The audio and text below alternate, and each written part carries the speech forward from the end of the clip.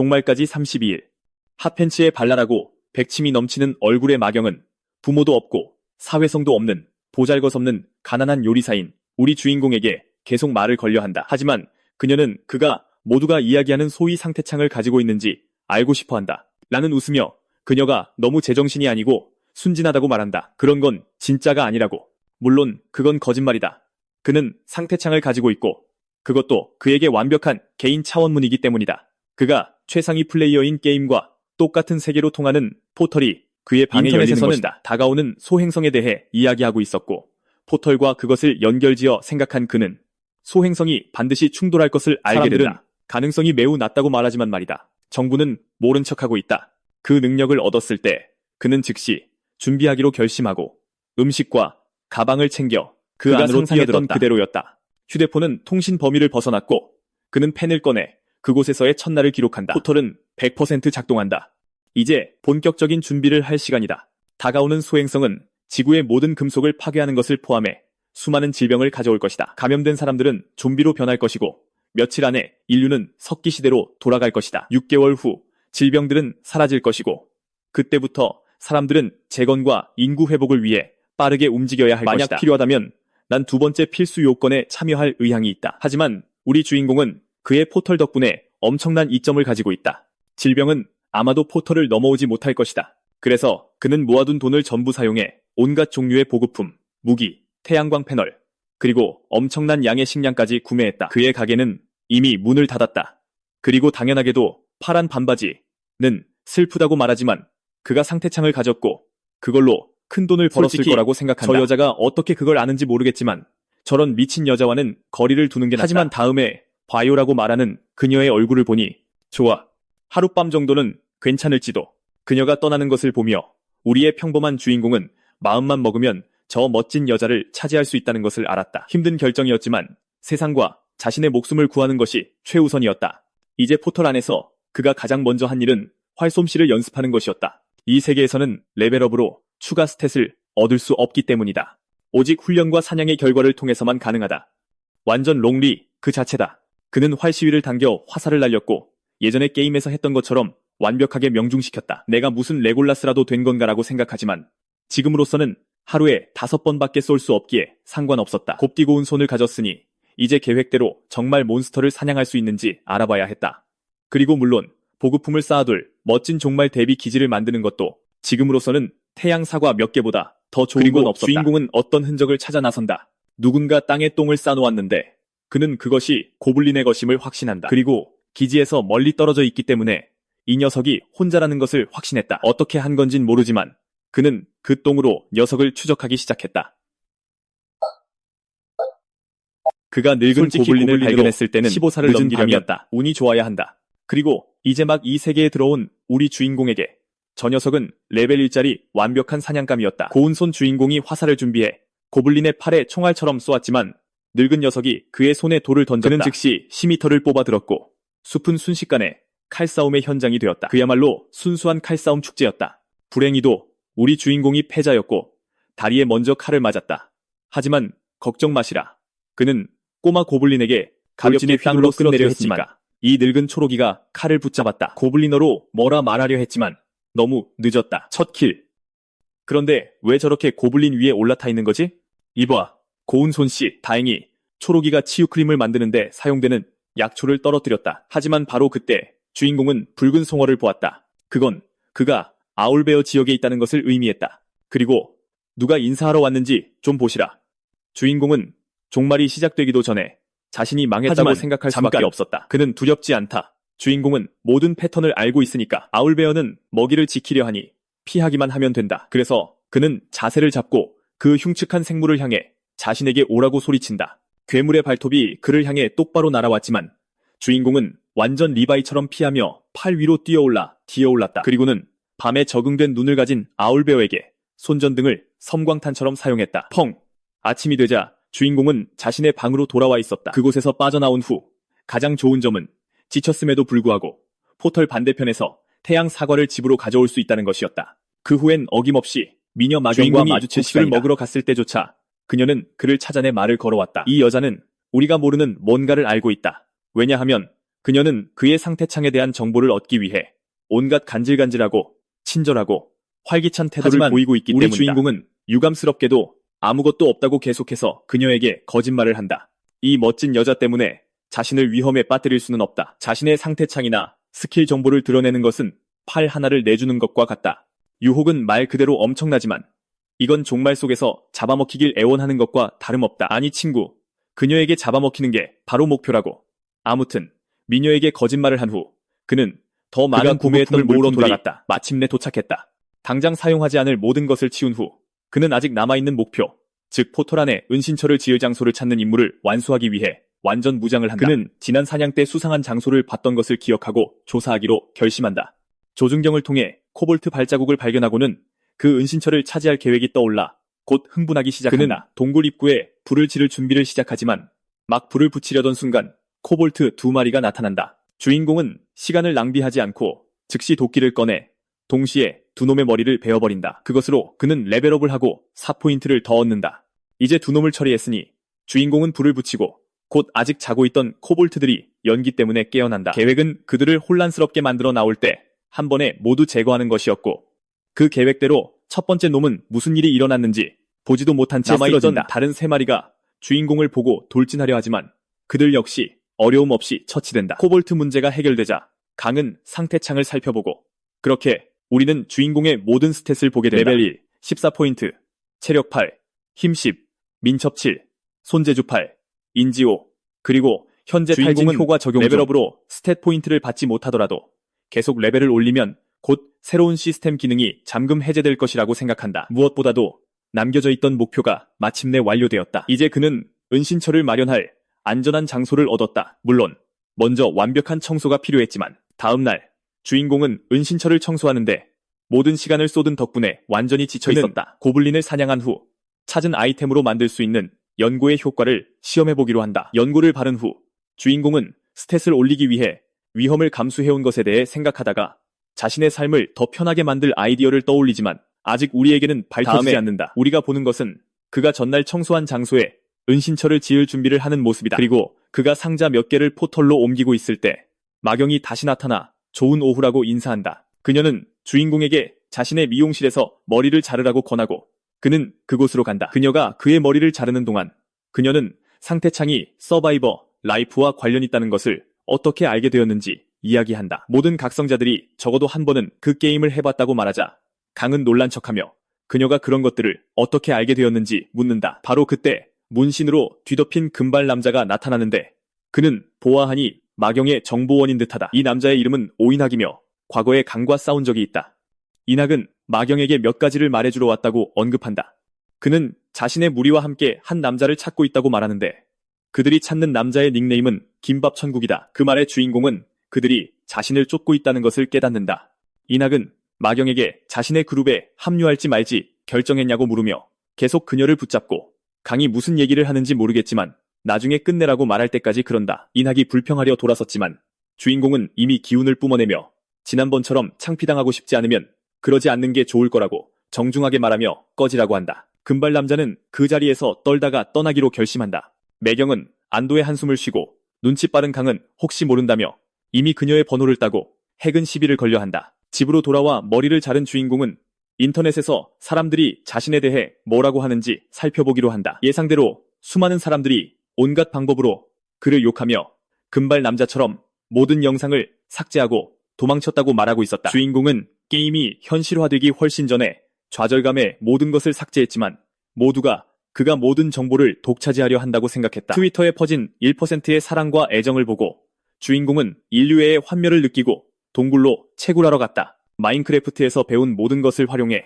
은신처 전체를 수리하다가 시멘트가 마르기를 기다리며 밖으로 나갔는데 빛나기 시작하며 거대한 폭발을 일으키는 기괴한 해골과 마주쳤다. 주인공은 폭발 후 간신히 탈출했다고 생각하며 잠에서 깨어난다. 상태창을 열어보니 레벨이 오르고 포인트를 얻은 것으로 보아 시스템이 해골을 처치한 것으로 간주한 모양이다. 포탈을 열고 집으로 돌아가 상처를 치료하고 휴식을 취한다. 얼마 후 감각을 높여야겠다고 생각한 주인공은 아이템을 좀 얻어보기로 결심한다. 그는 정말 이전에 운이 좋으면 아이템을 얻을 수 있는 몇 가지 이벤트가 있다는 것을 기억해낸다. 그 이벤트는 산에서 오크의 시체가 발견되는 사건이었다. 주인공은 이 사건에 대해 빨리 준비해야 한다고 생각한다. 하지만 그 전에 미경과 다시 마주치고 그 만남에서 가장 뜻밖의 소식이 전해지는데 바로 미경이 각성했다는 것이다. 그녀가 총 0명을 놀라게 한 후 강은 아직 각성하지 못했다며 질투난다고 시치미를 뗀다. 사실을 말해준 배려와 알고 있는 모든 정보에 대해 고마워하며 주인공은 그녀와 작별 인사를 한다. 집에 돌아온 그는 숲을 정찰할 드론을 사고 차를 빌린 뒤 잠자리에 든다. 다음 날 그는 오크를 사냥할 재료를 준비하기 시작했고 모든 것을 렌터카에 싣고 산으로 향했다. 그곳에 도착하자 주인공은 수색을 시작했지만 산에 내리는 비와 안개 때문에 시야 확보가 매우 어려웠다. 그가 거의 포기하려던 순간 등 뒤에서 괴물의 포효가 들려왔다. 뒤돌아보니 스킬 드롭이 보장된 붉은 오크가 있었다. 싸움을 준비하며 주인공은 즉시 조명탄에 불을 붙여 던져 오크의 주의를 끈다. 오크가 조명탄을 공격하기 위해 몸을 돌리자 강은 그 앞에 포탈을 열고 오크 아래로 미끄러져 들어가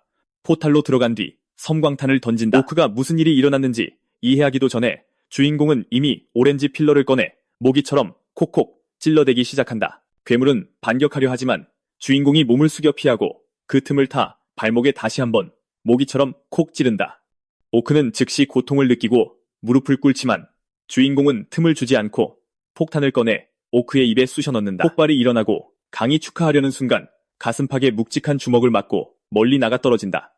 불타는 괴물이 주인공을 향해 걸어오자 그는 이대로 죽는구나 생각하며 한탄하기 시작한다. 하지만 이야기가 여기서 끝날 수는 없기에 오크는 땅에 쓰러지고 강은 레벨업하며 10포인트와 생존 본능 스킬을 얻는다. 그가 일어나 괴물의 드롭템을 찾으려 하자 손목이 빛나기 시작하며 감각을 이만큼 올려주는 시계를 받는다. 원하는 것을 모두 얻은 주인공은 오크의 시체를 어떻게 처리할지 고민하기 시작한다. 게임 스토리에서는 정부가 그 사건에 대한 정보를 은폐했지만 그는 그것이 과연 옳은 일인지 의문을 품는다. 시체를 그냥 그곳에 놔두면 해골로 변해 누군가를 폭파시킬 수도 있다.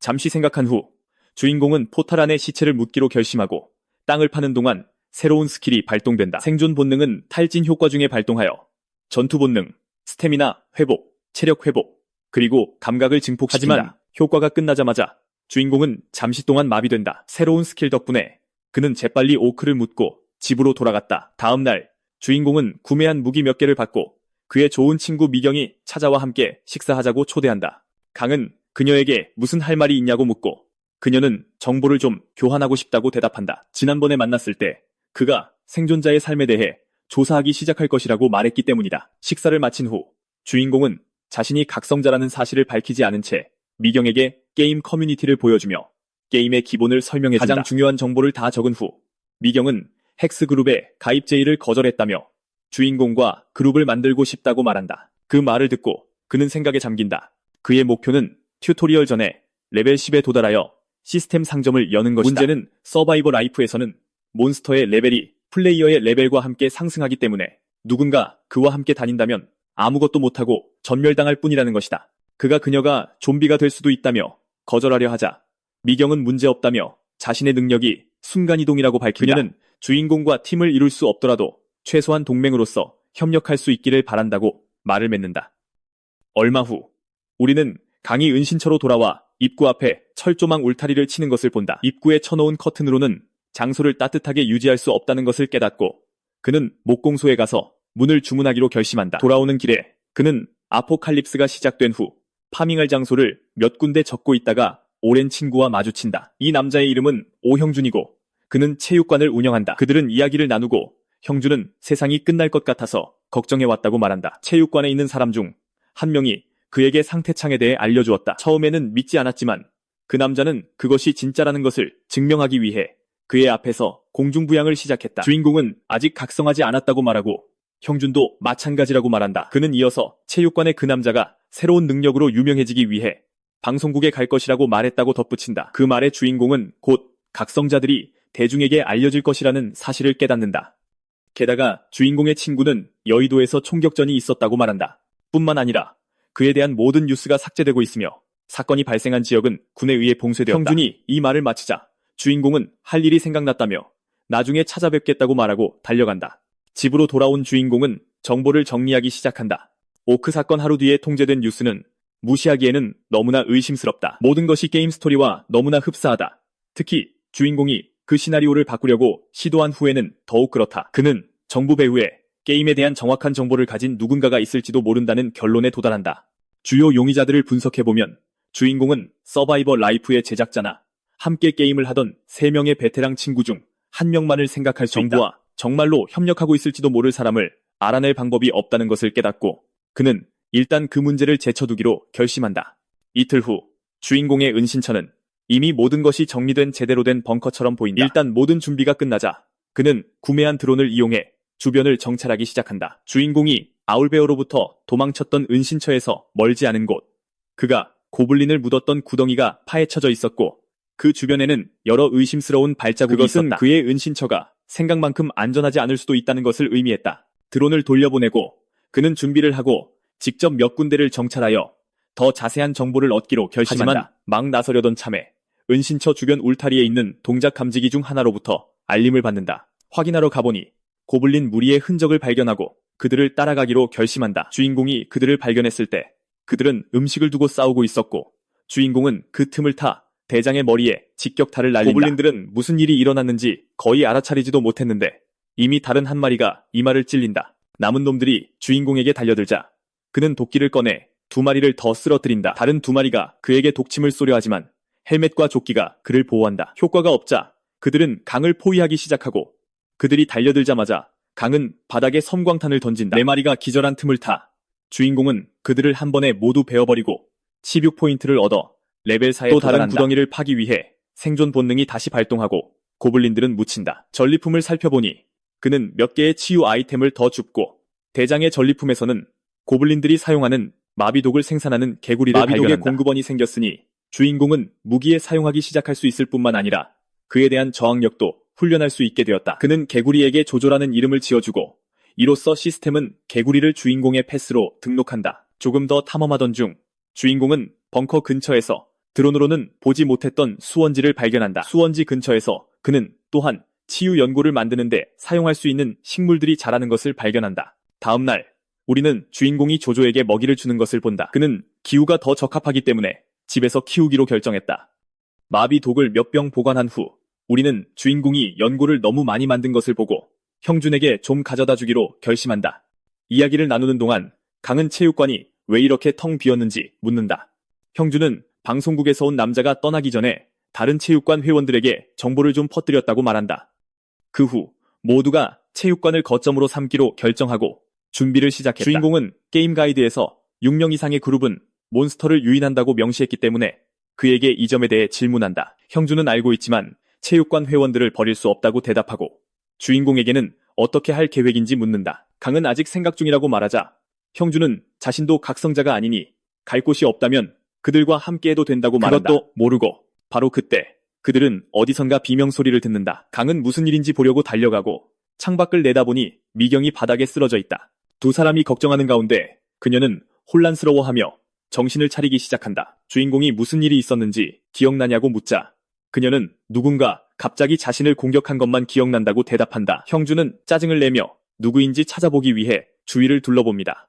강은 걱정이 되어 미경에게 누구인지 봤냐고 묻지만 그녀는 아무것도 보지 못했고 마치 누군가 눈을 가린 것 같았다고 말합니다. 그는 만약 그런 일이 다시 일어나면 미경은 즉시 순간이동해야 하며 나중에 개인 방어 장비를 주겠다고 말합니다. 어디에나 트롤들이 잠입해 있지만 서바이벌 라이프에서는 게임 운영진이 아무런 조치를 취하지 않았기 때문에 상황이 더 심각했다고 설명됩니다. 트롤 신고를 무시하는 이러한 태도는 터무니없는 난이도로 인해 이미 인기 없는 게임이었다는 사실과 결합되어 불과 1년 만에 게임의 실패를 확정지었습니다. 게임에 단 4명의 활동적인 플레이어만 남게 된 주된 이유는 그들이 남아있는 모든 트롤들을 사냥했기 때문이었습니다. 지금 이 설명을 하는 이유는 트롤들이 현실에서도 활동하기 시작한 것 같기 때문입니다. 이에 대비하기 위해 주인공이 전투 기술을 훈련하는 13일의 시간 건너뛰기가 있습니다.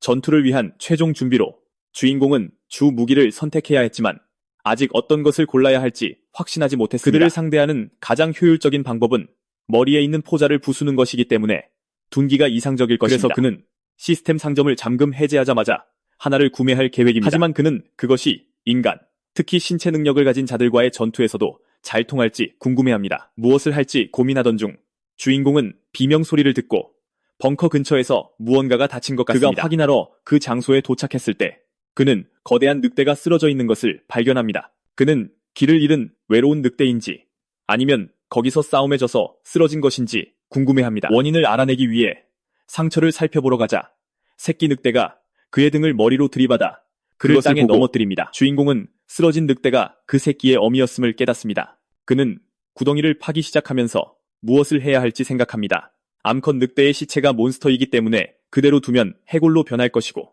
그렇지 않더라도 결국 다른 몬스터를 끌어들일 것입니다. 어릴 때 키웠던 강아지를 떠올리고 부모님을 잃었을 때의 감정을 기억하며 새끼 늑대를 거두기로 그는 결심합니다. 새끼에게 원할 때마다 어미를 보러 오게 해줄 것이며 자랄 때까지 돌봐주겠지만 그 대가로 자신을 도와주었으면 좋겠다고 설명합니다. 고기 한 조각을 건네며 그는 새끼에게 자신과 함께 가겠냐고 묻고 새끼는 재빨리 받아들입니다. 그는 새끼에게 딩고라는 이름을 지어주고 시스템은 그것을 주인공의 펫으로 등록합니다. 그 후 얼마 지나지 않아 주인공이 딩고를 훈련시키는 모습이 보이고 이를 통해 딩고가 주인공의 모든 명령을 능숙하게 따르는 것을 보아 매우 똑똑하다는 것을 알 수 있습니다. 딩고를 발견한 것이 얼마나 행운인지 깨달은 강은 전화가 울릴 때까지 매우 흥분합니다.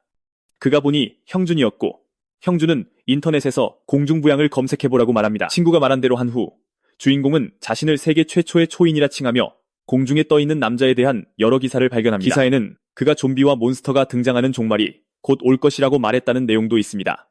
댓글에는 그 말을 믿지 않는 여러 사람들이 보이고 각성자 커뮤니티에서는 모든 것을 폭로한 그 남자를 욕하는 많은 이들이 보입니다. 이 모든 것을 본 후 주인공은 남은 시간을 더 잘 활용해야겠다고 결심하고 딩고를 불러 즉시 탐험을 떠납니다. 그가 딩고와 함께 탐험하기로 결심한 주된 이유는 다음 이벤트인 홉고블린 사건에 대비하기 위해서였습니다. 이를 위해 그는 딩고가 고블린을 제대로 추적할 수 있는지 확인해야 했습니다. 그 외에도 그는 새끼가 전투에서 어떻게 행동할지 알아야 했습니다. 그들이 걷는 동안 딩고가 식물 하나를 먹고 불평하기 시작합니다. 주인공이 확인하러 가보니 그것은 흑후추였고 좋은 발견을 한 것에 대해 나중에 꼭 보상해주겠다고 말합니다. 물고기를 좀 잡은 후 그들은 집으로 돌아가기로 결정합니다. 다음 날 우리는 주인공의 식당이 완전히 털린 것을 봅니다. 종말 동안 생존자들이 보이는 사업장을 약탈하려는 것은 당연하므로 이는 필요한 조치였습니다. 주인공이 그 장소를 둘러보는 동안 형준이 나타나 모두 같은 생각을 한 것 같다며 자신도 전날 체육관을 비웠다고 말합니다. 강은 형준이 거기서 무얼 하고 있는지 묻고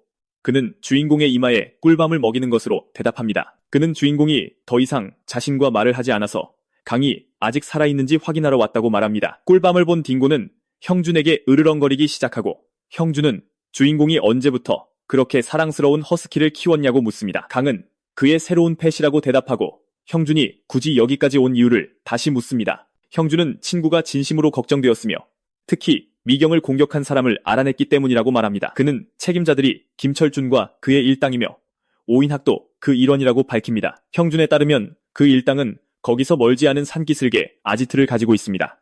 주인공은 친구가 어떻게 그 모든 것을 알아냈는지 묻습니다. 그러자 그는 방송 프로그램에서 공중부양하며 나타났던 한진성에게 물어봤다고 말합니다.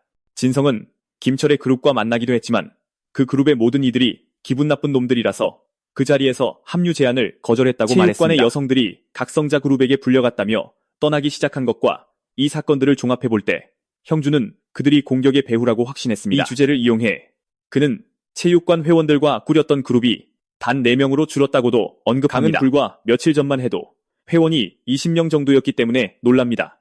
그러자 형준은 자신의 그룹에는 각성자가 2명뿐이어서 사람들이 더 나은 기회를 찾는 것은 당연하다고 설명합니다. 그들을 비난하지 않습니다. 그들은 자신을 돌보는 것이고 마치 그가 자신의 딸을 돌보는 것처럼요. 대화는 주인공의 핸드폰에서 들려오는 도움 요청 소리에 중단됩니다. 그는 위치를 확인하고 심각한 표정으로 형준에게 잠시 딩고를 봐달라고 부탁합니다. 다른 곳에서는 인학이 미경에게 있는 곳에서 내려오라고 말하는 것을 봅니다. 그녀는 합류를 거부했다고 소리치지만 그는 계속 그녀를 쫓습니다. 그녀에게 재고해보라고 말하지만 다른 2명은 자기들 방식대로 하겠다고 말합니다. 김철주는 좋게 말할 때 내려오라고 하고 마중이는 그곳에서는 아무도 그녀의 소리를 듣지 못할 것이라고 말합니다. 그들이 몰랐던 것은 주인공이 이미 그곳에 숨어 있었다는 것입니다. 그는 준비를 하고 김철의 어깨에 정확히 돌을 명중시켜 그가 들고 있던 곤봉을 떨어뜨리게 만듭니다. 다른 2명이 누가 그랬는지 보려고 하지만 주인공은 이미 그곳에 도착해 인학의 턱에 제대로 한 방을 먹입니다. 이미 마지막 1명을 쫓아가며 그는 공격을 피하고 그가 벽에 처박히게 만듭니다. 강희 미경이 괜찮은지 물어보려고 돌아섰을 때 그녀는 뒤에서 오는 공격에 대해 소리치며 경고합니다. 공격은 스쳐 지나갔지만 여전히 주인공의 헬멧에 손상을 입힙니다. 설상가상으로 다른 두 명이 일어나기 시작하고 인학은 전기를 방출하기 시작합니다. 주인공은 약간 불안해 보이지만 인학이 그의 방향으로 힘을 발사하려는 순간 딩고가 나타나 그의 팔을 봅니다. 순간 형준도 경찰과 통화하며 나타나고 세 명은 후퇴하기로 결정합니다. 형준이 주인공이 괜찮은지 물어보려 할 때 미경이 그를 걱정하며 순간이동해 나타납니다. 두 친구가 걱정하는 것을 보고 그는 서바이버 라이프 속의 친구들을 떠올리기 시작합니다. 마음을 다잡고 그는 형준에게 미경을 팀에 받아달라고 부탁하고 할 일이 있다며 그들에게 작별 집으로 돌아가는 길에 강은 다시 벙커를 개선하는 작업으로 돌아갑니다. 그는 건설하면서 친구들에 대해 생각합니다. 그가 자신의 능력에 대해 말할 만큼 그들을 신뢰하고 싶지만 그것은 불가능합니다. 그의 능력은 혼자 사용하도록 만들어졌습니다. 그는 레벨을 올리고 스킬을 얻어야 합니다. 그것은 산의 갱단과의 싸움에서 명확해졌습니다. 난방 시스템이 설치되면서 벙커가 완성되기까지 얼마 남지 않았습니다. 얼마 후 우리는 종말을 시작할 소행성에 대한 뉴스 보도를 봅니다. 목성의 궤도 덕분에 소행성이 두 부분으로 나뉘었다고 설명됩니다. 주인공은 게임에서 더 작은 소행성 조각이 먼저 바다에 떨어져 감천항에 좀비들이 도착하게 된 것을 기억합니다. 각성자 커뮤니티의 반응을 살펴보던 중 그는 익숙한 사람의 게시물을 발견합니다. 나의 꿈은 신규 유저에게 친절하기로 유명하고 베테랑 그룹과도 몇 번 플레이했던 사람의 닉네임이었습니다. 이 플레이어는 4명의 베테랑을 찾고 있으며 5명이 3년 동안 쓸 수 있는 보급품이 있는 벙커를 지었다고 말합니다. 일단 주인공은 그 게시물을 저장해두기로 결정합니다. 그는 먼저 연락할 생각은 없지만 다른 3명의 베테랑 중 1명이 연락할 경우를 대비해 경계하고 싶어합니다. 벙커로 돌아가면 마지막 업그레이드가 완료된 것을 볼 수 있습니다. 자신의 노고의 결과에 극도로 만족하며 주인공은 마침내 쉬기로 결심하지만 딩고의 짖는 소리에 방해를 받습니다. 무슨 일인지 확인하러 달려가자 우리는 딩고의 적대감의 이유를 발견합니다. 벙커 앞에 있는 딩고의 날카로운 송곳니 주인공은 무리입니다. 이 몬스터들이 자신의 동료의 어미의 목숨을 앗아간 장본인이라고 추론합니다. 문제는 그 순간에 그가 이 몬스터들과의 싸움에서 이길 가능성이 전혀 없다는 것이고 적절한 무기를 가지러 달려가려고 하면 즉시 공격받을 것이라는 상황에서 점입니다. 벗어날 유일한 방법은 적들을 물러나게 하는 것입니다. 그것은 가능할 수도 있는데 왜냐하면 이 몬스터들은 신중하고 항상 우두머리를 따르며 공격이 안전한지 결정하는 것이 바로 그 우두머리이기 때문입니다. 만약 강이 우두머리를 겁줘서 쫓아낸다면 그들 모두가 그를 따를 것입니다.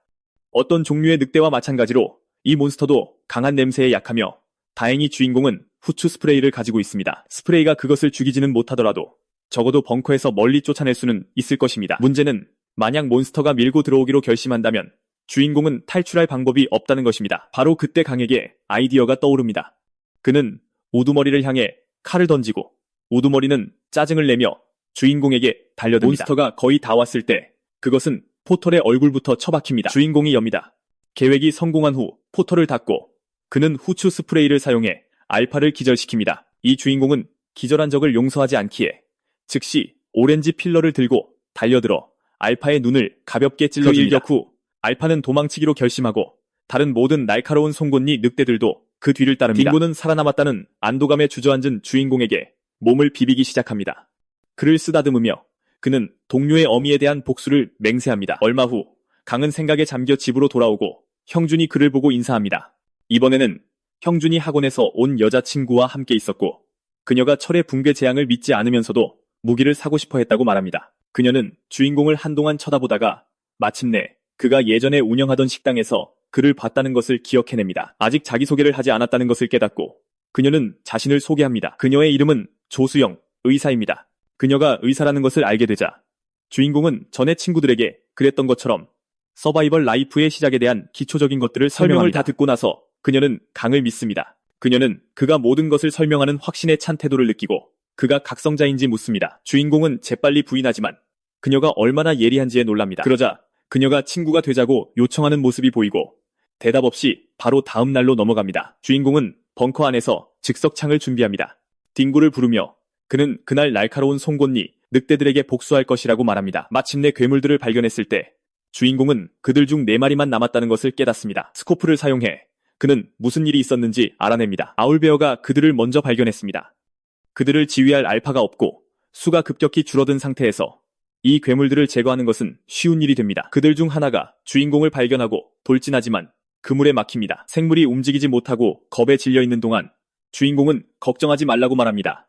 끝은 빠를 테니까요. 다른 3마리의 늑대들이 주인공을 알아챕니다. 그는 숨기 위에 달리고 그들은 모두 그를 쫓아 돌진합니다. 위에서 온 놈은 후추 스프레이에 기절했고 옆에서 온 다른 놈은 즉시 창에 찔렸으며 반대편에서 온 마지막 놈은 딩고에게 박치기를 당합니다. 복수는 성공적으로 완료되었고 보너스로 강은 레벨 5에 도달하여 9포인트를 더했습니다. 게다가 주인공의 능력에 새로운 특성이 추가되었습니다. 이제 포털은 다른 사람들에게 보이지 않으며 반대편의 상황을 보고 들을 수 있게 해줍니다. 새로운 업그레이드에 흥분하며 그는 레벨을 더 올리면 얼마나 강해질 수 있을지 궁금해합니다. 이틀 후 주인공은 드론을 사용하여 주변을 더 자세히 관찰했습니다. 그가 발견한 유일한 위험은 약 3km 떨어진 곳에 있는 고블린 캠프였습니다.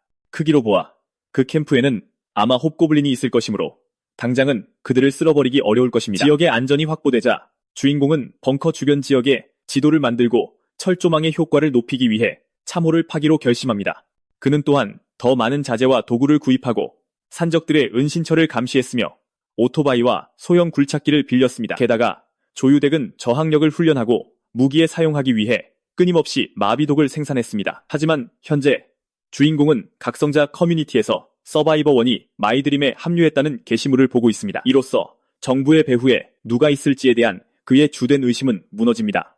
서바이버1은 항상 아이템 수집가였으므로 정보의 대가로 정부의 수많은 아이템을 요구하는 것이 이치에 맞을 것입니다. 강은 그것이 허풍일 가능성이 여전히 있다고 생각하지만 마이드림이 그런 짓을 할 이유가 있는지 알 수 없습니다. 생각해봐야 아무 소용이 없고 만약 서바이버1이 정말로 마이드림에 합류했다면 계획 주인공은 변장하고 PC방으로 가서 마이드림에게 연락할 새 계정을 만듭니다. 그들은 신원을 확인하기 위해 VR 채팅방에서 만나기로 합니다.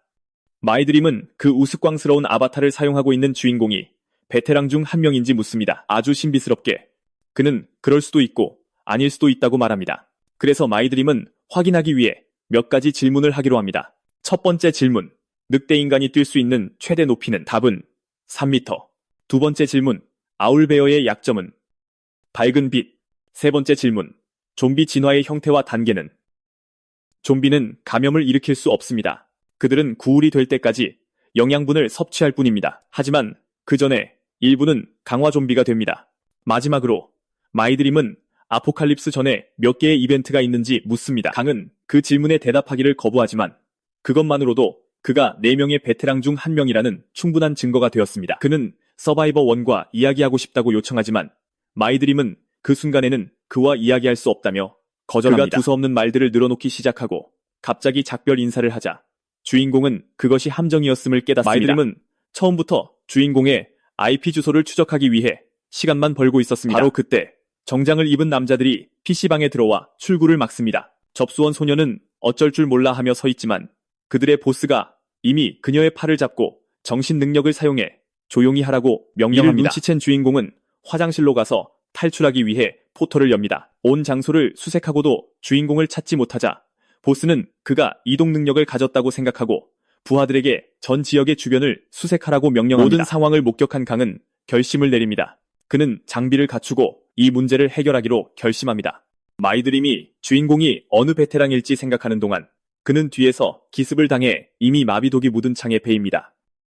그를 제압하며 주인공은 아포칼립스가 아직 시작되지 않았으니 PK 시스템은 아마 아직 작동하지 않을 것이라고 말합니다. 다시 말해 그 자리에서 그를 끝장내도 페널티가 없을 것이라는 뜻입니다. 자신이 처한 상황을 깨닫자 마이드림은 저항을 멈추고 주인공은 그가 가진 모든 소지품을 빼앗으며 자신을 속이고 통제하려 한 대가로 생각하라고 말합니다. 강은 다음번이 있다면 그를 끝장낼 것이라고 분명히 말하고 그를 기절시킵니다.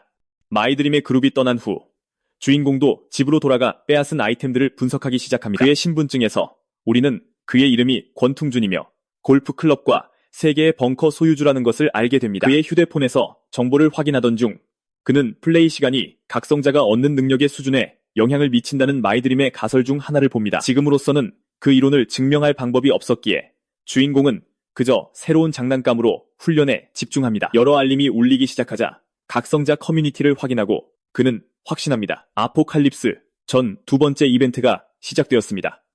딩고와 함께 그 장소에 도착하여 그들은 고블린을 찾기 시작합니다. 시체 몇 구를 발견하고 주인공은 경찰관들이 아직 살아있지만 마비되었고 무기를 도난당했다는 것을 깨닫습니다. 그들을 위해 응급 서비스에 전화하고 고블린 시체를 어떻게 처리할지 지시한 후 바로 나머지 고블린들을 계속 찾아 나섭니다. 만약 경찰관의 무기가 도난당했다면 그 무리에 골드 고블린이 있을 가능성이 있고 그는 다른 사람이 그것을 얻게 놔둘 수 없습니다. 다른 곳에서는 2명의 엑스트라가 고블린 무리와 싸우고 있는 모습이 보입니다. 한 명은 탱커 역할을 하는 비각성자이고 다른 한 명은 염동력을 가진 각성자로 고블린들에게 돌을 던지고 있습니다. 그들은 몇 번의 공격을 주고받다가 고블린 중 하나가 각성자를 맞히는데 성공합니다. 고블린들이 그들에게 돌진할 때 화살이 날아와 모든 고블린을 처리하며 엑스트라들을 구합니다. 레골라스를 보며 그는 저 엑스트라들 덕분에 다른 각성자들이 제 시간에 산에 도착하지 못했다는 것을 확인할 수 있다고 생각합니다. 그 정보로 그는 자신의 계획을 실행하기 시작할 수 있습니다. 먼저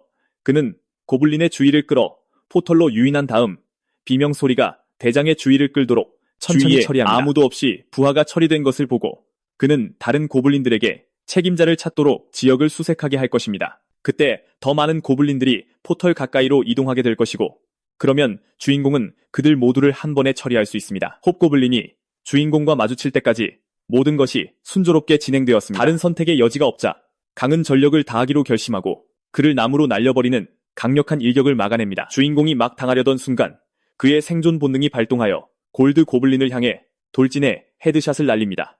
골드 고블린의 전리품을 포털 안에 보관한 후 주인공은 그를 향해 달려오는 홉고블린의 팔에 2발의 납탄을 명중시킵니다.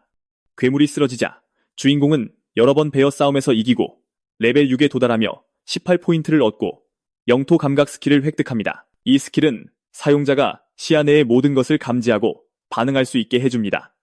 마지막으로 주인공은 민첩성을 이만큼 증가시키는 장갑 한 쌍도 받았지만 곧 다가오는 수색팀을 피해 다음날 포털로 들어가야 했습니다. 그는 잠에서 깨어나 생존 본능을 발동시킨 것을 후회하는 모습이 보입니다. 골드 고블린의 전리품을 확인하며 그는 철의 붕괴 재앙의 면역인 미스릴 라이프, 야간 투시 포도 한 묶음, 그리고 몇 가지 다른 유용한 아이템들을 발견합니다. 새 아이템 확인을 마치고 포털을 나서자마자 그를 걱정하는 친구들의 메시지가 빗발쳤다. 살면서 이렇게 인기가 많았던 적이 있었나 싶었던 그는 현준의 체육관으로 향하기로 한다. 그곳에 도착하자 미경과 현준이 그를 반겼고 현준은 아직 그가 모르던 그룹 멤버인 이경훈과 김보라를 소개해 주었다. 그들은 아침 뉴스 때문에 주인공을 걱정하고 있었다. 전날 나타난 고블린 중 하나를 해부한 의사가 모두에게 종말을 대비하라고 경고했다.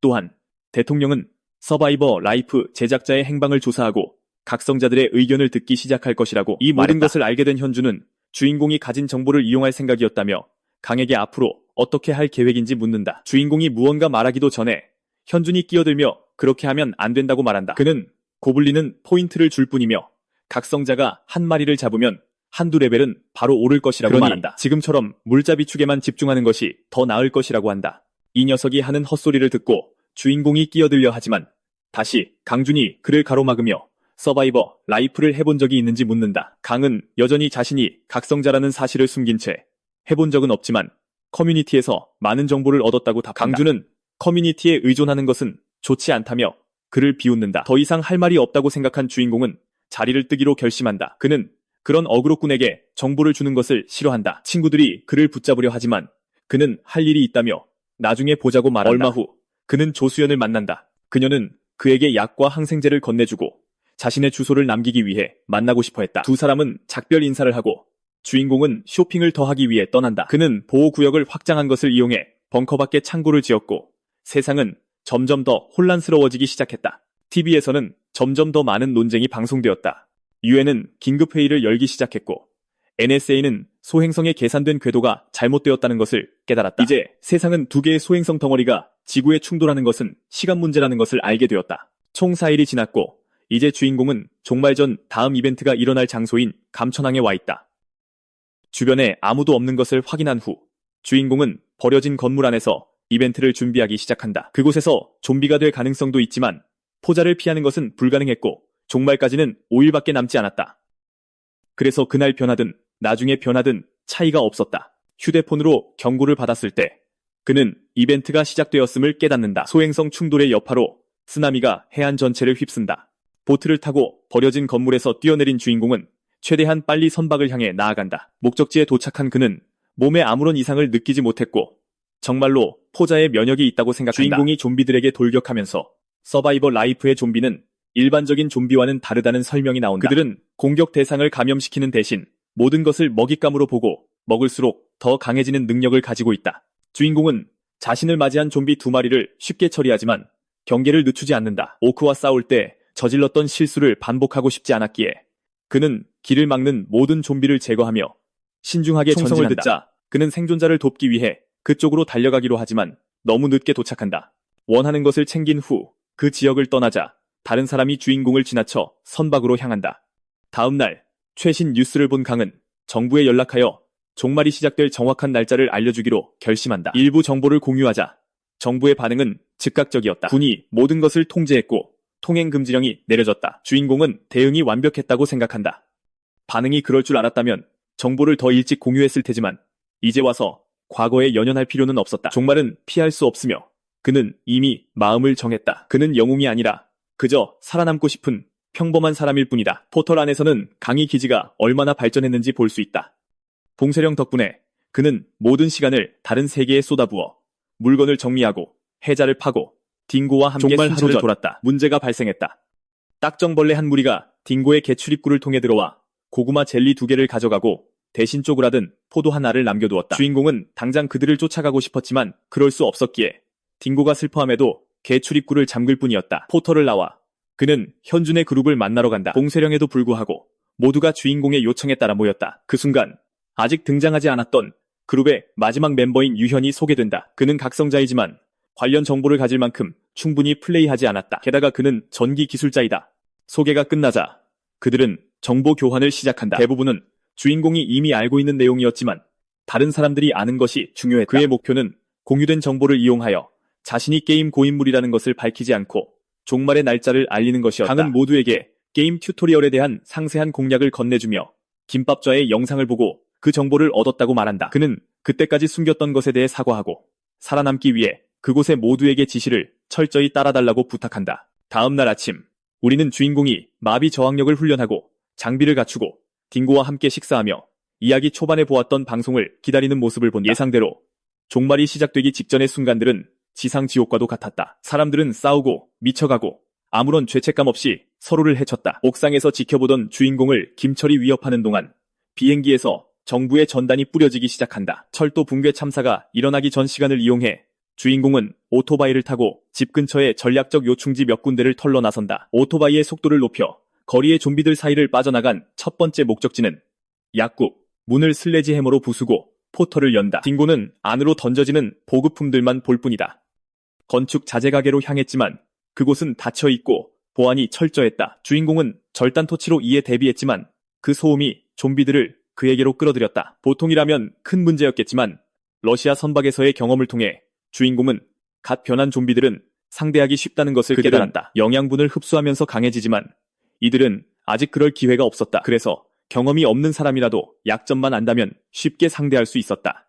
주인공은 계속해서 여러 마리를 처리하고 그 직후 원래 목표로 돌아간다. 다음 장소는 지역 경찰서였지만 그가 도착했을 때 무기고는 이미 털린 상태였다. 다행히 그곳을 떠나던 중 주차장에서 아이템이 가득 든 배낭을 맨 시체를 발견했다. 다음 약탈 장소는 오토바이 부품 가게였고 그곳에서 오프로드 ATV와 몇 가지 다른 아이템을 챙겼다. 피로가 유발하는 디버프를 처리하기 위해 포털 안에서 잠시 휴식을 취하고 그 직후 다시 약탈에 나선다. 하지만 그곳에서 어디로 가야 할지 생각하며 떠나려던 그때 인학이 마상과 전기 공격을 피하며 주인공은 포털 안으로 숨는다. 인학은 마상에게 좀비들 때문에 계속 엄호해달라고 말하고 자신은 혼자 주인공을 쫓아간다. 강은 아직 튜토리얼이 시작되지 않았으니 PK 시스템이 아직 작동하지 않을 것이라고 생각한다. 설령 작동하더라도 첫 번째 킬은 경고만 줄 뿐이니 지금 이 문제를 끝내버려도 진짜 문제가 되지는 않을 것이다. 그 사이 인학은 주인공을 찾아 가게 안으로 들어오고 포털에서 나온 그에게 뒤에서 붙잡혀 허를 찔린다. 그를 제압한 채 주인공은 왜 쫓기는지 묻고는 모든 것이 마상 때문이라는 것을 알게 된다. 그의 등을 걷어차며 마지막 기회를 주겠다고 말한다. 그는 무고한 사람들을 등쳐먹는 짓을 그만두고 갈 길 가라고 말한다. 인학은 주인공도 약탈하러 온 것뿐이니 둘 다 똑같이 이기적이고 자기 자신밖에 모르는 놈이라며 석궁으로 공격하며 주인공은 조롱한다. 화살을 가볍게 피하고는 사실이라며 인학에게 고맙다고 말한다. 자신도 그와 같은 이기주의자이며 단지 인정하고 싶지 않았을 뿐이라고. 그 후 그는 인학을 끝장내고 시스템 포인트 50점을 얻는다. 처음으로 누군가를 끝장낸 후 마음을 다잡고 있을 때 마중인이 나타나 바닥에 있는 금발 남자의 시체를 본다. 충격에 빠진 그는 좀비들에게 둘러싸인 것도 알아차리지 못한다. 주인공은 그 모든 것이 마음에 들지 않지만 저 녀석들은 골칫거리였다고 생각하며 그저 지켜본다. 그들은 무고한 사람들을 갈취하고 자기 자신밖에 신경 쓰지 않았다. 아무리 생각해도 그런 쓰레기들은 종말 속에서 살아남을 자격이 없었다. PK 시스템은 트롤의 수를 줄이기 위해 서바이벌 라이프 출시 3개월 후에 도입되었다. 의도는 좋았지만 규제는 끔찍했다. 첫 번째 킬은 시스템 경고에 그쳤고 세 번째가 되면 플레이어를 PK로 표시했다. 두 번째 킬에서는 만약 플레이어가 직접적인 원인이 아니었다면 시스템이 관여도를 판단하여 용서받을 수도 있었다. PK가 되면 희생자의 스킬을 훔칠 수 있을 뿐만 아니라 대량의 포인트와 능력치를 얻을 수 있었다. 물론 장점이 있으면 단점도 있는 법이다. PK가 강제로 플레이어들을 계속 죽여야 하는 것 외에도 3명 이상의 플레이어가 같은 장소에 있으면 베리어가 나타나 강제로 싸워야 했습니다. 처음에는 PK에게 유리해 보일 수 있지만 고수들만 있는 높은 레벨에서는 PK 자신에게 함정이었습니다. 그리고 예상대로 그 시스템은 현실에서는 아직 작동하지 않습니다. 그럼에도 불구하고 주인공은 사람들을 죽이고 다닐 생각은 없습니다. 그의 개인적인 규칙은 불의에는 불의로만 답하고 평화롭게 사는 것입니다. 두 시체에서 나온 아이템을 포털 안에 보관한 후 그는 파밍 루트를 끝내기 위해 출발했고 약탈할 수 있는 모든 것을 약탈한 후 슈퍼마켓으로 향합니다. 좀비들은 쉽게 영양분을 섭취할 수 있는 곳이면 어디든 즉시 집중적으로 모여들었습니다. 초보자들에게는 최대한 피해야 할 장소였습니다.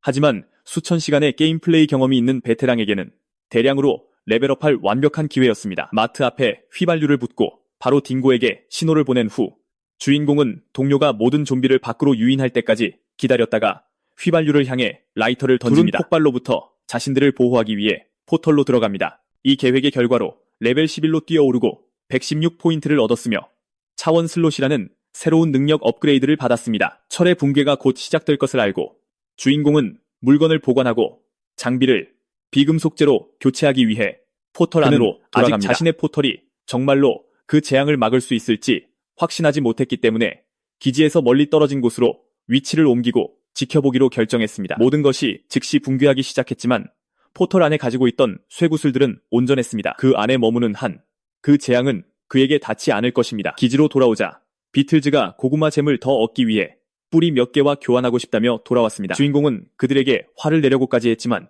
그들이 너무 귀여워서 그냥 넘어가기로 했습니다. 그는 비틀즈에게 지금 가진 것보다 더 많은 식량은 필요 없으니 잼을 다른 것들과 교환하고 싶다고 설명합니다. 그때 비틀즈의 리더가 잼과 광석을 교환하자고 제안하고 주인공은 동의합니다. 시스템을 통해 계약을 맺은 후 그는 비틀즈에게 잼을 몇 개 건네주고 그들은 기뻐하며 광석을 모으러 떠납니다. 얻은 전리품을 조심스럽게 확인하던 중 그는 인하게 가방에서 세라믹 칼을 포함한 좋은 아이템 몇 개를 발견했습니다. 아이템의 품질을 보고 그는 공격하지 않기로 결정하더라도 산악파의 기지를 확인해야겠다고 확신합니다. 그가 급습한 아파트에서 가져온 하드 드라이브 몇 개를 확인하던 중 그는 마경이 이미 아이돌이었다는 것을 발견합니다. 그는 그곳의 모든 것을 삭제하기로 결정하고 레벨 10에 잠금 해제된 상점을 보러 갑니다. 인터페이스는 게임과 동일한 것 같고 아이템을 구매하면 허공에서 나타납니다. 그로 인해 그는 특정 버그가 여전히 작동하는지 궁금해합니다.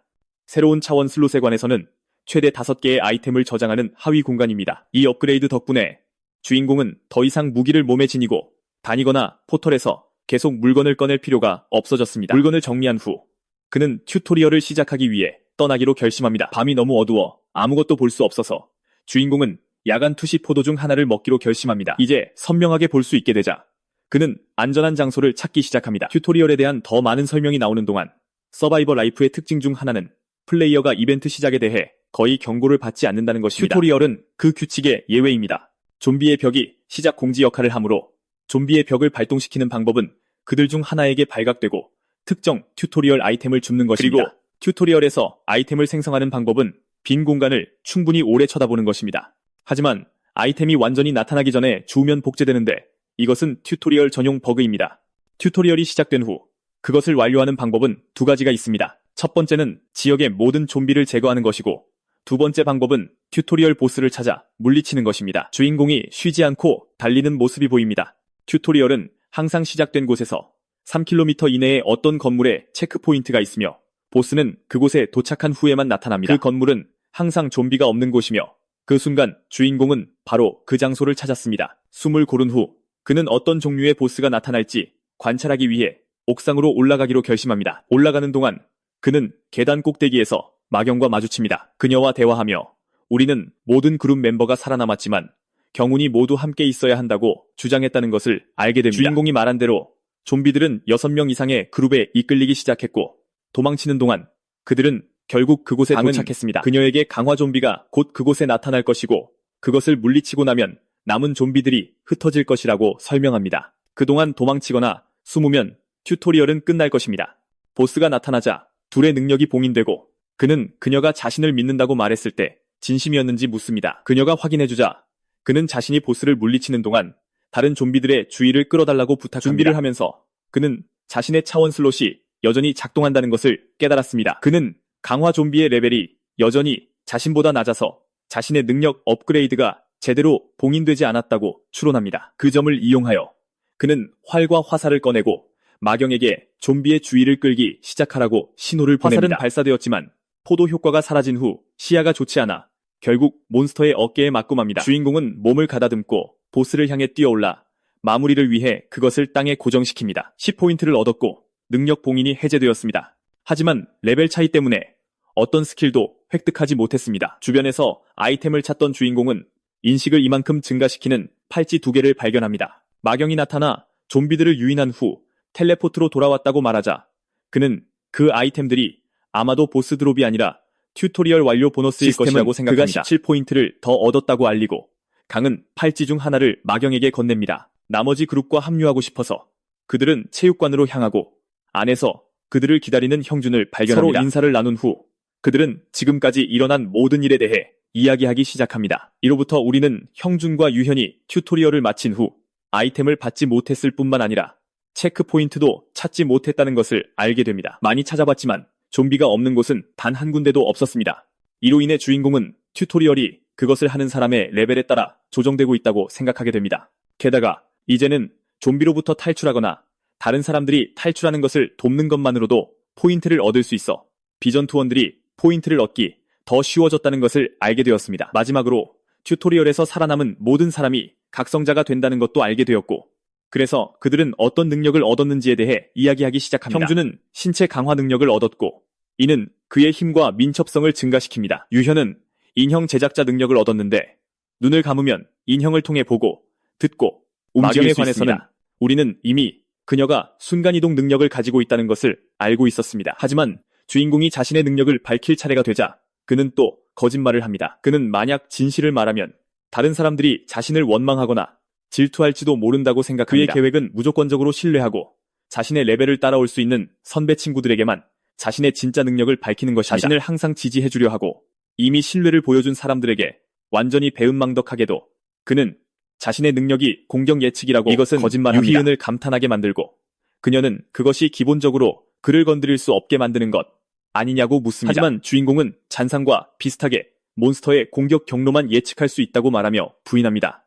재빨리 화제를 바꾸며 그는 그룹의 다음 행보가 무엇일지 묻습니다. 형준은 아직 나머지 그룹과 논의해야 하지만 레벨업하면서 생존에 집중할 생각이라고 대답합니다. 주인공이 그에게 말해준 정보에 근거하여 그는 경배장에서 시스템 상점을 잠금 해제하는 것이 중요하다고 알고 있습니다. 그 목표를 완수한 후 그는 산악파의 그 녀석들을 박살낼 작정입니다. 그 순간 유현이 강에게 레벨이 몇인지 묻습니다. 튜토리얼 보스를 혼자 잡은 것을 고려하면 일반 좀비도 쉽게 사냥할 수 있을 테니 그게 그를 궁금하게 만들었습니다. 하지만 그가 말을 계속하기도 전에 형준이 그에게 초크홀드를 건다. 그와 마경은 그를 위해 화제를 돌리려고 하는 것 같습니다. 유현이 기절한 후 주인공은 떠나기로 결심하지만 먼저 형준에게서 보급품 몇 개와 플라스틱 쌍안경이 든 가방을 받습니다. 그는 그것이 그들을 도와준 모든 시간에 대한 강에게의 감사 표시라고 말하고 또한 자신이 아내와 왜 헤어졌는지 말한 적이 있는지 묻습니다. 강은 이유가 창피하다고 생각해서 말한 적이 없다고 대답하고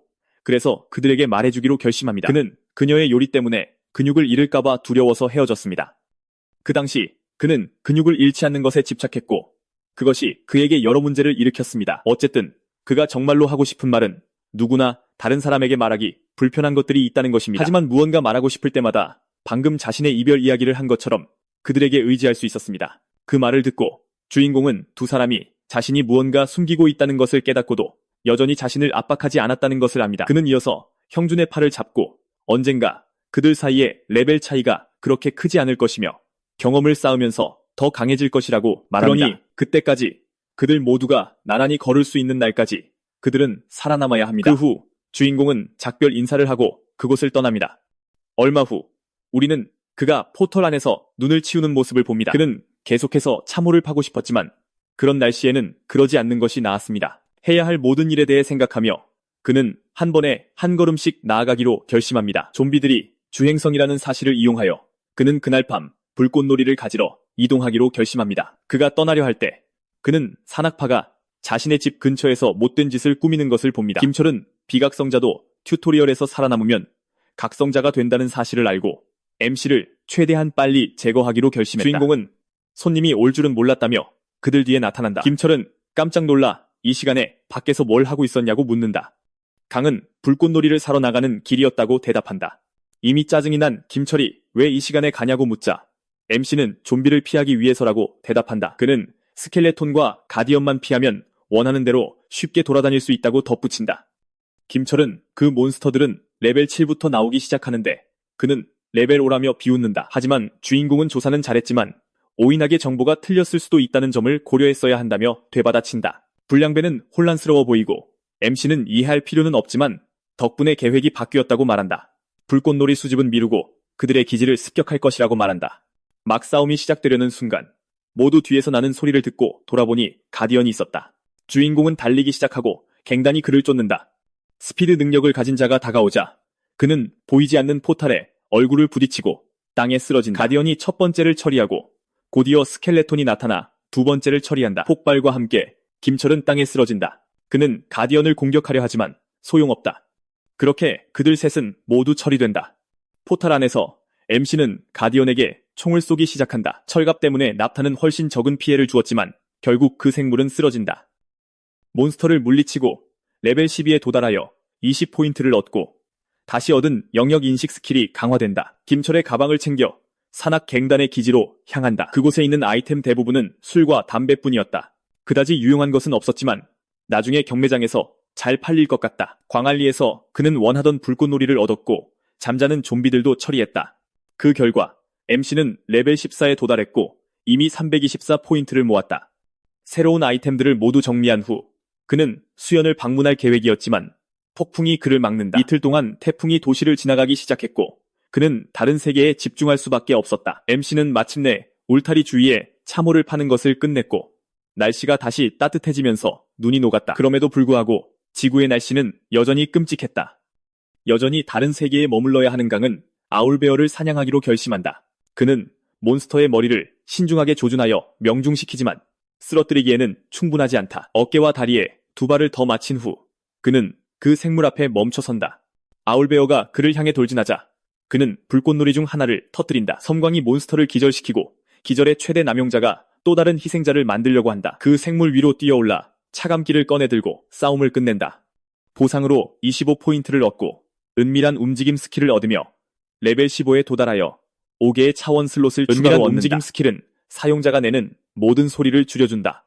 모든 보상에 더해 MC는 아울베어의 발톱이 무기로 사용될 수 있다는 것을 알고 전기톱을 꺼내 몬스터로부터 재료를 수확한다. 그는 딩고와 함께 생선 튀김을 먹는 모습이 보인다. 그는 동료가 이미 자라기 시작했고 그렇게 되면 함께 싸우거나 혼자 사냥하게 할 수도 있을 것이라고 말한다. 배를 채운 MC는 레벨 15에 잠금 해제된 경매장을 확인하기로 한다. 놀랍게도 누군가 이미 경매에 아이템을 올렸고 그 사람이 남긴 댓글을 보고 주인공은 그가 누구인지 알 것 같다고 그가 메시지를 생각한다. 보내자 확인이 뜬다. 그것은 고로강주였다. 주인공은 자신을 김밥조아라고 소개하고 그러자 고로강주는 다시 만날 줄 알았다며 이 시간을 계속 기다려왔다고 말한다. 비행기에서 뿌려진 전단지가 그의 소행이라고 생각하며 MC가 대통령과 함께 있는지 묻는다. 강은 정부에 약간의 정보를 전달했지만 그것은 다른 무엇보다도 몇 가지 경고에 가까웠다고 말한다. 게임에 대한 지식이 있는 누군가가 정부 뒤에 있는 것 같았지만 그는 아니었다. 그는 자신의 힘을 드러내는데 관심이 없었다. 고로강주도 동의하며 전투 능력이 아닌 이상 자신의 능력을 드러내는 것은 기본적으로 자신의 사망 영장에 서명하는 것과 같다고 말한다. 그는 어차피 둘이 함께 여행하게 될 테니 자신의 것을 말해도 괜찮을 것 같다고 말한다. 고로광주의 능력은 부활이며 포인트만 충분하다면 그 능력을 무한정 사용할 수 있다. 그의 현재 레벨은 17이고 그의 능력은 보너스로 물리 및 원소 저항과 같은 다양한 특수 저항력도 부여했다. 그가 MC의 능력이 무엇이냐고 묻자 그는 아직 말할 수 없다고 한다. 강은 사실 사람을 믿는데 어려움이 있어서 현실에서 가까운 사람들에게조차 자신의 능력에 대해 말하지 않았다고 한다. 그는 고로광주를 믿지 않는 것이 아니라 직접 만나서 이야기하는 것이 더 나을 것 같다고 생각한다고 말한다. 고로광주는 MC를 이해한다며 경매장을 다시 확인해보라고 한다. 주인공이 그렇게 하자 그는 HP와 힘을 일씩 증가시키는 마법 반지를 본다. 그는 진심의 표시로 단 10포인트에 그것을 구매한다. 게임 초반에 어떻게 만났는지, 함께 겪었던 모든 일, 그리고 얼마나 가까웠는지를 떠올리며 MC는 아울베어 발톱과 구운 생선 몇 마리를 고로광주에 올린다. 구운 생선과 동물의 발톱을 좋아했기 때문에 그것은 신뢰의 표시였다.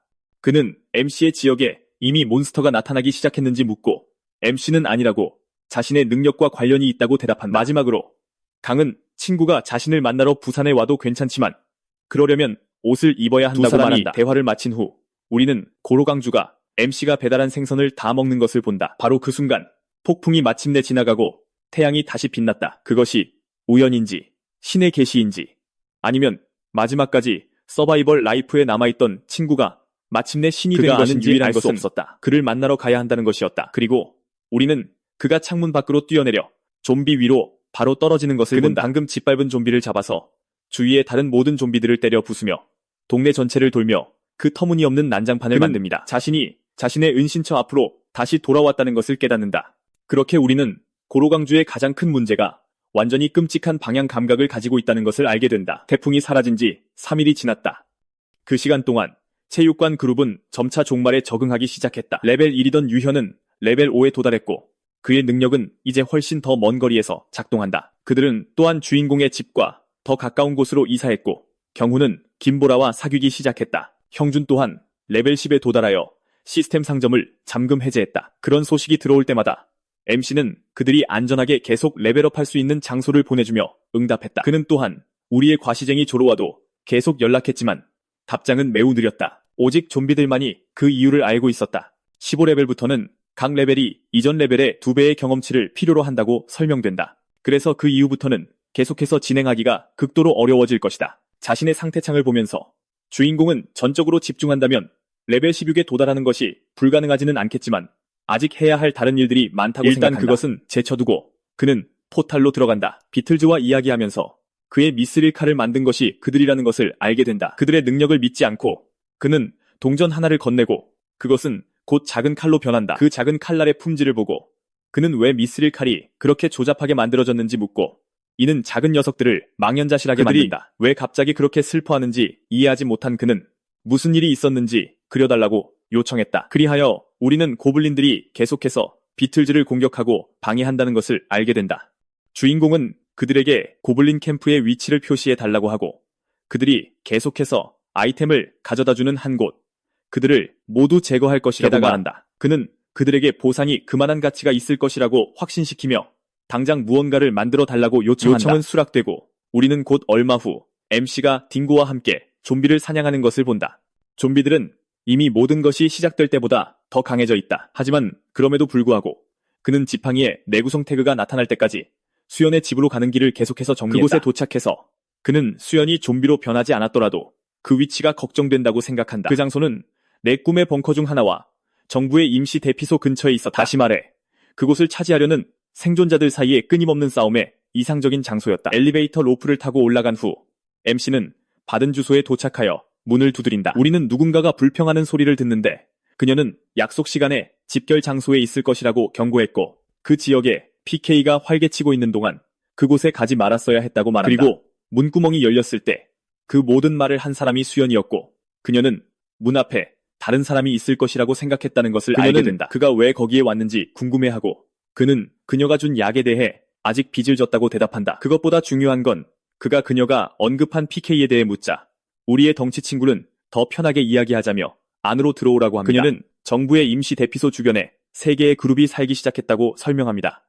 최소 10명으로 구성된 C그룹은 다른 2그룹에게 임시 대피소를 침공해 그곳에 보급품을 나누자고 제안했습니다. 2그룹이 거절하자 PK가 나타나 C그룹의 제안을 거절한 두 그룹의 멤버들만 제거했습니다. 주인공은 그룹의 규모와 수연의 설명을 보아 C그룹의 리더는 내꾸문이고 PK는 그의 부하 중 하나라고 생각합니다. 만약 가정이 맞다면 그가 다른 그룹들을 설득하려 했다는 사실은 그의 정신 지배, 능력 사용에 어떤 조건이나 제약이 있음을 시사합니다. 주인공은 어차피 나중에는 모두에게 개방될 텐데 왜 굳이 그 시점에 임시 대피소를 침공하려 하는지 이해하지 못합니다. 지금까지 나타난 유일한 의사가 치유 능력을 가졌다는 것을 확인하고 그는 레벨업은 어떻게 되어가고 있는지 묻습니다. 그녀는 다른 사람들을 도와 약간의 포인트를 얻긴 하지만 레벨업은 거의 불가능했다고 대답합니다. 이것은 주인공의 가설을 뒷받침합니다. 전투에 유용한 능력이 없는 각성자들은 레벨업을 하기가 거의 힘듭니다. 그걸 염두에 두면 내꾸문은 아마 그 문제를 해결하는데 도움이 될 재료를 얻기 위해 임시 대피소에 관심이 있을 겁니다. 광역 피해를 주는 무언가가 빠른 레벨업에 이상적일 것이고 대규모 그룹을 유지하는 어려움까지 더하면 그의 관심이 이해되기 시작합니다. 그 결론에 도달한 후 주인공은 자신이 오기 전에 수연이 갈 곳이 있었다는 것을 기억해냅니다. 그는 그녀가 파밍하러 가려던 것이었냐고 묻지만 그녀는 부인합니다. 수연은 누군가 고백을 받을 거라고 생각합니다. 그녀는 자기 그룹의 멤버들이 모두 바보라고 인정합니다.